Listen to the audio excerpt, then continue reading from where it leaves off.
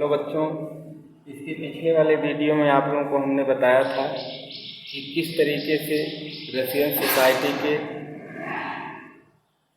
समाज के अंदर जो विरोध पनप रहा था, जिसमें एक साइड के विषय में आप लोगों से हमने चर्चा किया और वो था शहरों और कस्बों के मजदूरों के विषय में कि वहाँ की कंडीशन कैसी थी।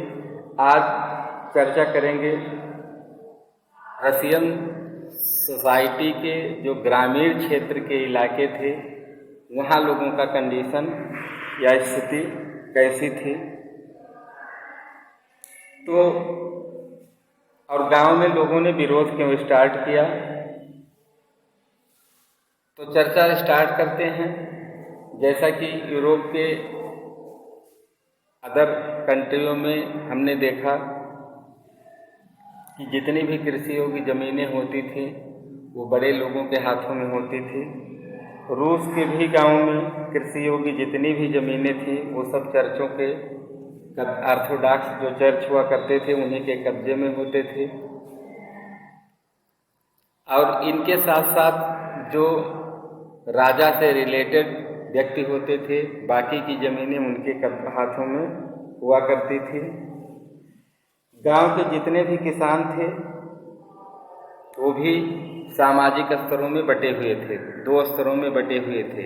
जैसा कि आपको पिछले वीडियो में हमने बताया कि जिस तरीके से फैक्ट्री वर्कर्स थे दो स्तरों में बटे हुए थे, उसी तरह से रशियन सोसाइटी के ग्रामीण क्षेत्रों में किसान भी दो स्तरों में बटे हुए थे। जो पहला स्तर था वो ऐसे किसानों का था जो इन बड़े लोगों के यहाँ, यानी जो जमींदार थे, जिनके बड़े बड़े ज़मीनों के मालिक जो हुआ करते थे, उनके यहाँ मजदूरी का काम करते थे।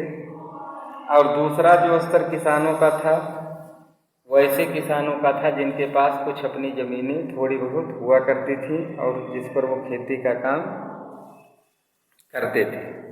तो इस प्रकार से हम देखते हैं कि शहरों की तरह ग्रामीण क्षेत्रों में भी मजदूर दो स्तरों में बटे हुए थे। अब क्योंकि जिनके पास ज़मीन थी वो अपने आप को मजदूर किसानों से बड़ा मानते थे, यानी कि किसानों का एक वर्ग जो था वो अमीर वर्ग से जुड़ा हुआ था, ज्वाइंट था, जबकि दूसरा जो किसानों का वर्ग था वो अमीरों को बिल्कुल भी पसंद नहीं करता था। और उन लोगों की सोच थी कि इन ज़मीनों को छीन लिया जाए। लेकिन इन सब के बाद भी जो रशियन सोसाइटी के ग्रामीण क्षेत्र के किसान थे वो यूरोप के अन्य कंट्रीज के किसानों से बिल्कुल अलग थे। कारण ये अपने आप को नेचुरल रूप से समाजवादी मानते थे और जिसके पीछे वजह थी कि वे सभी छोटे छोटे खेतों को मिला करके एक साझा खेती किया करते थे। का मतलब ये हुआ कि जैसे रूस में जो कृषि की किसानों के बीच में खेती की परंपरा थी, सिस्टम था, वो था जिनके पास जो छोटे छोटे खेत हुआ करते थे वो सभी लोग इकट्ठा कर लेते थे, सभी लोग उसमें काम करते थे खेती का, और जो अनाज का उत्पादन होता था उसको अपनी ज़रूरत के अनुसार, फसल पकने तैयार होने के बाद ज़रूरत के अनुसार उसको बांट लिया करते थे। तो इस तरह हम देखते हैं कि रूस के किसानों में समाजवादी विचारधारा पहले से ही डेवलप थी। क्योंकि आप बैग में जाएंगे तो आपको मिलेगा कि सेम यही विचार कार्ल मार्क्स का था, ओवेंस का था। आपको हमने बताया था कि इनके विचार थे कि जो भी बेनिफिट होता है वो बराबर दोनों पक्षों का होना चाहिए। तो इस तरह से, लेकिन अब आते हैं, इस तरह से समाजवाद धीरे धीरे पूरे रशियन सोसाइटी में पहले से ही डेवलप था। लेकिन 1914 के पहले रशियन सोसाइटी में इनको एकजुट करने के लिए कोई भी राजनीतिक पार्टी का गठन नहीं किया गया था, यानी राजनीतिक पार्टी बनाने पर प्रतिबंध था। क्योंकि आपको मालूम होगा कि रूस पर उस समय जो शासक था उसका नाम था जार निकोलस सेकेंड। जार को भी यह भय था कि अगर इस तरीके की राजनीतिक पार्टियां जैसे अदर यूरोपीय कंट्रियों में बनी यहाँ भी बन जाएंगी तो ये लोग भी विरोध कर देंगे हमारा और मुझे सत्ता से बाहर होना पड़ेगा। तो रशियन सोसाइटी में 1914 के पहले किसी भी राजनीतिक पार्टी की स्थापना करने पर प्रतिबंध था, लेकिन इसके बाद भी कुछ राजनीतिक पार्टियां बनाई गईं, जिसके क्रम में 1898 में एक पार्टी बनी थी जिसका नाम था रशियन सोशलिस्ट पार्टी। अब क्योंकि किसी भी राजनीतिक पार्टी के गठन पर प्रतिबंध था तो ये जो रशियन सोशलिस्ट पार्टी का गठन 1898 में किया गया था, इसने चोरी छुपे समाजवादी विचारधारा के समर्थन के लिए लोगों को जोड़ना शुरू किया, या जोड़ रही थी ऐसा कह सकते हैं। लेकिन कुछ लोग रशियन सोसाइटी के विषय में सोचने का, कुछ लोगों का नज़रिया अलग था।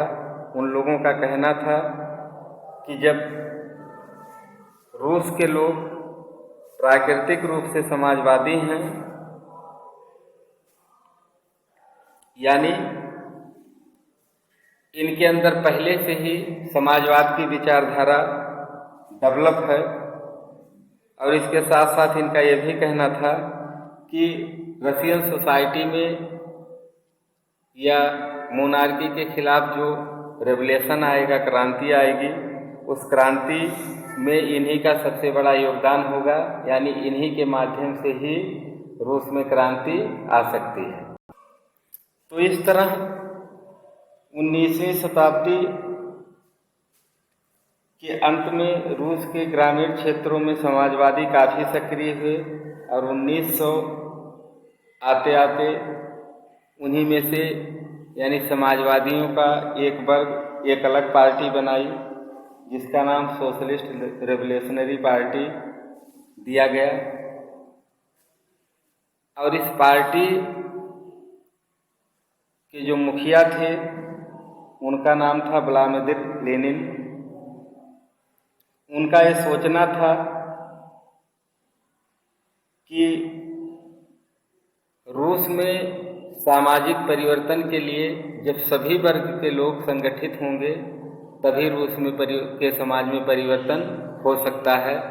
यानी इसका तात्पर्य हुआ कि जब हर वर्ग के लोग, जैसा कि आपको हमने पहले बताया कि जैसे कस्बों में जो मजदूर थे शहरों में, वो दो स्तरों में बटे हुए थे, एक अमीरों के साथ था और दूसरा समाजवादियों के साथ था। उसी तरह से ग्रामीण क्षेत्र में भी जो बड़े लोगों के यहाँ जो मजदूर काम करते थे वो तो उन्हीं के साथ जुड़े हुए थे, उन्हीं का सपोर्ट कर रहे थे। केवल दूसरा वर्ग था जो समाजवादियों का समर्थन कर रहा था।